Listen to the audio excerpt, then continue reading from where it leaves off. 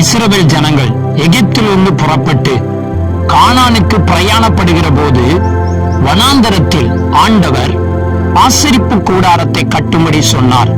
அந்த ஆசரிப்பு கூடாரத்தின் பிரகாரம் பரிசுத்த ஸ்தலம், மகா பரிசுத்த ஸ்தலம் ஆகிய 3 இடங்கள் உண்டு. அதில் மகா பரிசுத்த ஸ்தலத்தில் என்னென்ன பொருட்கள் இருந்தது என்பதை பார்ப்போம். அங்கே 2 கேருபீன்கள் கொண்ட உடன்படிக்கை பெட்டி வைக்கப்பட்டிருக்கும். அந்த பெட்டிக்குள் தேவன் தன்னுடைய சொந்த விரலினாலே எழுதிய 10 கட்டளைகள், மன்னா வைக்கப்பட்ட பொற்பாத்திரம், ஆரோனுடைய துளிர்த்த கோல் வைக்கப்பட்டிருக்கும். உடன்படிக்கை பெட்டி முழுவதும் பொற்றகடு பதிக்கப்பட்டிருக்கும். பொன் என்பது விசுவாசத்தை குறிக்கிறது.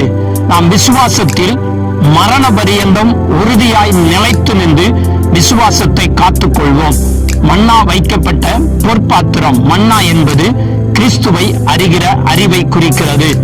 ஆரோனுடைய தளிர்த்த கோல் ஆசாரிய ஊழியத்தை குறிக்கிறது. அதாவது ஊழியம் செய்யும்படி வேறு பிரிக்கப்பட்ட ஊழியர்களை குறிக்கிறது. உடன்படிக்கையின் கற்பலகைகள் 10 கற்பனை. இந்த கற்பனைகள் 2ஆக பிரிக்கப்பட்டு முதல் 4 கற்பனை தேவனுக்கும் மனுஷனுக்கும் உரியது.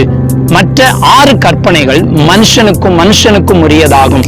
புதிய ஏற்பாட்டில் இயேசு இந்த 10 கற்பனையை 2 கற்பனையாக மாற்றி அன்பின் பிரமாணத்துக்குள் கொண்டு வந்து விட்டார். மத்தேயு எழுதின சுவிசேஷம் 22ஆம் அதிகாரம் 37 முதல் 40 வரை இந்த வசனங்களில் இவ்விரண்டு கற்பனைகளிலும் நியாயப்பிரமாண முழுமையும் தீர்க்க தரிசனங்களும் அடங்கியிருக்கிறது என்றார். நாம் தேவனுடைய வார்த்தையை கேட்டு அதன்படி வாழுவோம், விசுவாசத்தில் உறுதியாயிருப்போம், ஊழியத்தை நிறைவேற்றுவோம், அவருடைய கற்பனையை கை கொண்டு வாழுவோம். கர்த்தர் உங்களை ஆசீர்வதிப்பாராக. ஆமென். இந்த வீடியோ